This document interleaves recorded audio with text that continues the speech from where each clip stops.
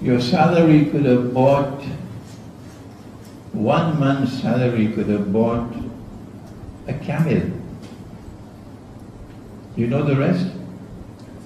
Huh? But then something mysterious happens to my salary. And after a few years, my salary can no longer buy a camel. It can only buy a donkey now.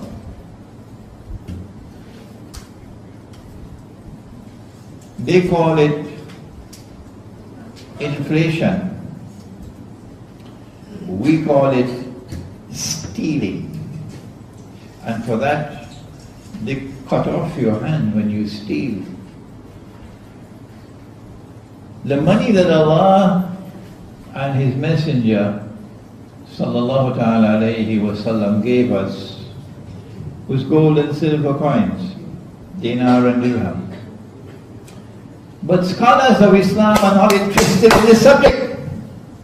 No! They don't want to come to this subject. They'll teach you everything else, but not this. But then Dajjal took the dinar and dirham out of the market and replaced it with bogus and fraudulent and utterly haram paper money. But they'll never tell you that. You're a scholar of Islam. They'll never tell you that. I'm now an old man and maybe 2 steps away from the grave. So I speak so that these words may remain after I die. So you'll know the great betrayal which is taking place now. This bogus and fraudulent and utterly haram money, paper money. And they can attack it. And they can cause it to fall in value anytime they want. Anytime they want. They're doing that in Venezuela now because they want to get rid of the Venezuelan government and have a pro-Zionist government in Venezuela. So the Venezuelan Bolivar is being attacked and is losing money, losing value constantly.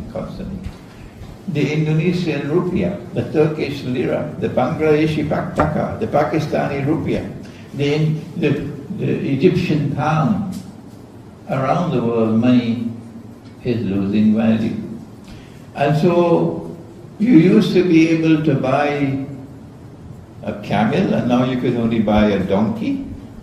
And then after some time you can only buy a goat. And then afterwards you can only buy a chicken. That's where Pakistan is now. That's where Pakistan is now. And so you can't pay your mortgage. And you lose your house. You lose your house. The trap is being set for you. And nobody is warning you. Do not borrow money on interest.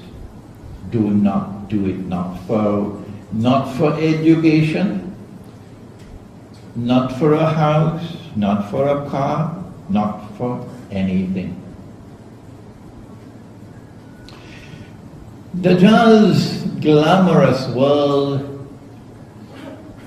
targets us in other ways as well, not just education. We spend enough time on education and housing. The Prophet said, sallallahu ta'ala alayhi wa sallam, about Akhiru Zaman, he said that women would be dressed and would yet be naked.